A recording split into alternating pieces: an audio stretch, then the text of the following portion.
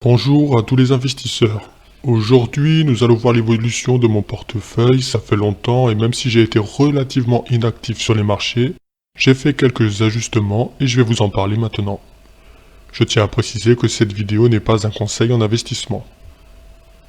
J'ai fini par clôturer intégralement la BNP Paribas à 33,26 €, soit un bénéfice de 17%. J'ai préféré me défaire de cette position car je ne connais pas encore l'impact que la crise aura sur les banques avec les faillites à venir, et s'il y aura ou non un deuxième confinement, ce qui entraînera de manière mécanique une hausse des faillites à venir pour 2021. J'ai décidé en revanche d'investir de manière prudente et on reste liquide toujours majoritairement sur des valeurs qui me semblent prêtes à repartir. Donc voici mes nouvelles opérations à long terme. On commence par Manitou, donc Manitou Group est spécialisé dans la fabrication et la commercialisation de matériel de manutention destiné au marché de la construction, de l'agriculture et de l'industrie tels que les transpalettes électriques, les gerbeurs, les tracteurs industriels et bien d'autres encore. Il me semble normal qu'une fois que l'économie est repartie, ce type d'activité continuera de prospérer.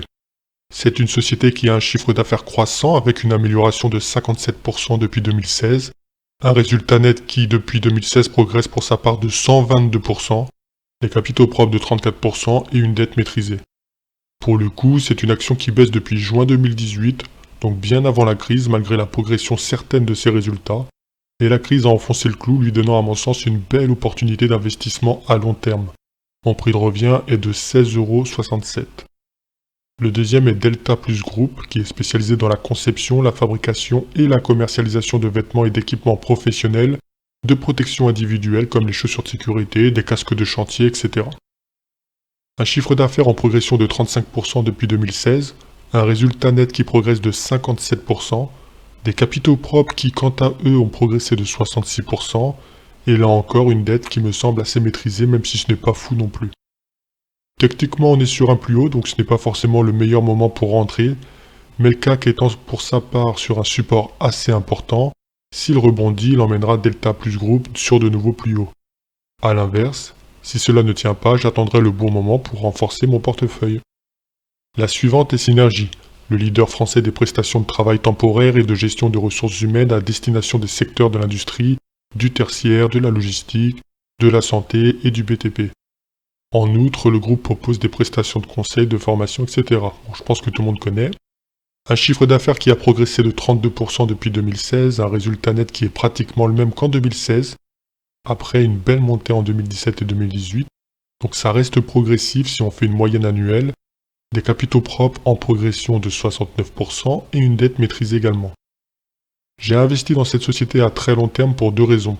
La première, c'est que pour la reprise de l'économie, les sociétés n'ayant pas de visibilité pour embaucher en l'absence de certitude liée à un deuxième confinement, qu'il soit partiel ou total, ou touchant d'autres régions du monde pour les sociétés internationales, elles vont, je pense, limiter les embauches et faire appel aux intérimaires de manière plus importante que la normale, tant qu'un vaccin n'arrivera pas. Et sur le moyen long terme, je pense que le travail va se précariser, avec une difficulté plus ou moins importante de rester dans la même entreprise X années, voire dans le même secteur, à cause notamment de l'automatisation des tâches et l'arrivée progressive de l'intelligence artificielle. Techniquement, bien sûr, Synergie a souffert comme tout le monde du confinement, mais la baisse avait commencé bien avant, en juin 2018, avec un prix d'action bien surévalué, le portant à 54,50 € et je suis rentré pour ma part à 24,30 €. Là encore, le timing n'est pas forcément le top, mais pareil que pour le Delta Plus Group, si le CAC 40 rebondit sur son support, il emmènera le marché à la hausse, donc Synergie aussi. Et dans le cas contraire, je me renforcerai sur les 20 €. Et la dernière est freelance.com qui est spécialisée dans les prestations de services intellectuels à destination des grandes entreprises, des petites et moyennes entreprises et des travailleurs indépendants. Son chiffre d'affaires est en progression de 437%, son résultat net de 1894% et ses capitaux propres étaient négatifs en 2016 et s'élèvent désormais à quasiment 40 millions d'euros.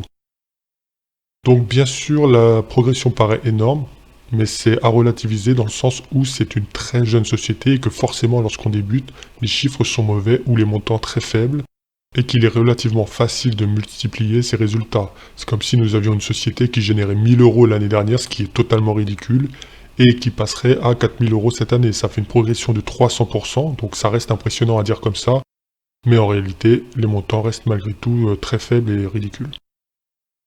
Pas besoin d'analyser techniquement cette boîte, car ce n'est que le début de son histoire.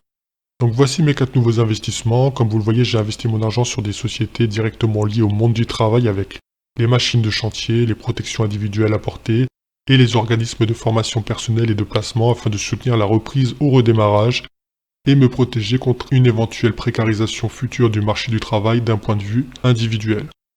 Pour le reste de mon portefeuille, ça n'a pas vraiment bougé. Je dispose donc de 21 sociétés, 12 dans le vert malgré la baisse du marché ces dernières semaines comme attendu, même si je pense que la baisse devrait aller plus bas. Je vous renvoie sur ma vidéo « La bourse va-t-elle craquer ?» Pour ceux qui ne l'ont pas vu, vous aurez mon état d'esprit du moment. Alors bien sûr, beaucoup de sociétés qui sont aux alentours des 0%, que ce soit dans le vert comme dans le rouge. Nous verrons bien comment les marchés vont tourner. Et je suis prêt à me renforcer si, comme je le pense, la baisse atteindra les 4200 points pour le CAC 40. J'espère que la vidéo vous aura plu. Dites-moi ce que vous pensez de mes nouveaux investissements également, ça m'intéresse. Et je vous dis à bientôt pour de nouvelles vidéos.